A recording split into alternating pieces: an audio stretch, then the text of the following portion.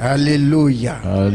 Lisons le verset 12 maintenant. 2 Rois, verset 12. 2 Rois 5, verset 12.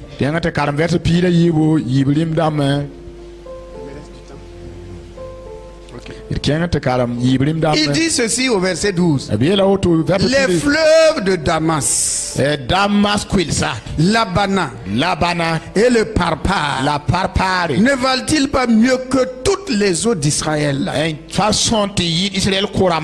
pourrais-je pas m'y laver et devenir pur?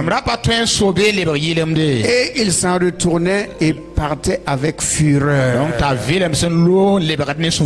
Que Dieu bénisse sa sainte et divine parole. Là, ce sont les pensées qu'il a eues sur la terre d'Israël. Au moment où il est sur la terre d'Israël, il dit, il pense, le prophète s'est foutu de moi. Ce Dieu, il s'est moqué de moi. À Damas là-bas, le Labana, le Parpar, ce sont des eaux pures. Je peux me laver là-bas et je peux devenir pur. Naaman, c'est pas l'eau qui guérit. Non, ce n'est pas l'eau. Si c'est l'eau, on n'a même pas besoin de Labana ou bien du Parpar. Si c'est l'eau, personne ne serait malade. Parce qu'il y a la pluie qui tombe. La pluie c'est de l'eau. Et si c'est cette eau-là qui guérit, personne ne serait malade. Mais Naaman, c'est pas le Jourdain qui guérit, c'est le Dieu qui a honoré, en te disant au Jourdain, lave-toi. C'est la parole qui est sortie de la bouche de Dieu, et la parole qui est créatrice, qui va créer la guérison au travers de ton obéissance. C'est ça. Il y a des gens qui cherchent, courent à gauche à droite. Mon frère, Jésus est dans ta maison. Jésus est dans ta barque.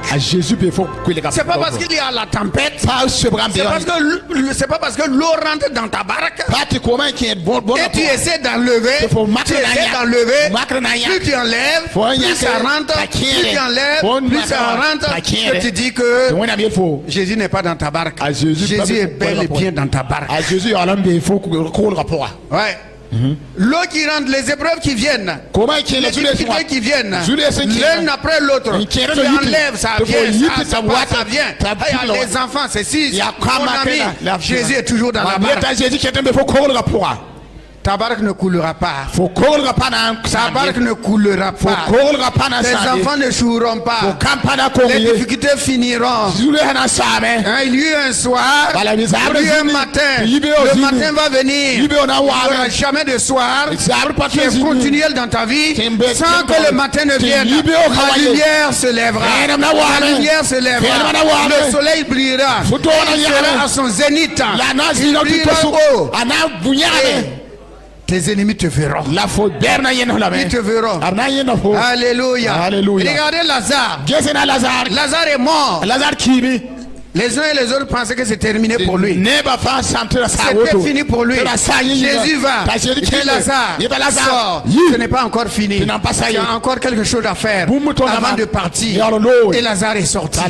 La parole de Dieu dit, les gens quittaient la ville. Ils quittaient Jérusalem. Et il allait à Béthanie. C'est pour voir qui? C'est pour voir Lazare. Les gens viendront de loin pour te voir. Parce que Jésus t'aura fait du bien. Jésus sera relevé. Il va te faire sortir de cette situation. Et là, les gens viendront de loin pour demander conseil. Alléluia. Ils vont reconnaître que la sagesse de Dieu est en toi. Que tu as l'intelligence de Dieu. Comme Daniel, tu as cette sagesse-là. Comme Betsalel, tu as cette sagesse-là. Comme Salomon, tu as cette sagesse-là. Comme Joseph, tu as cette intelligence. Car le Saint-Esprit est avec toi et avec nous. Que son nom soit béni. Alléluia.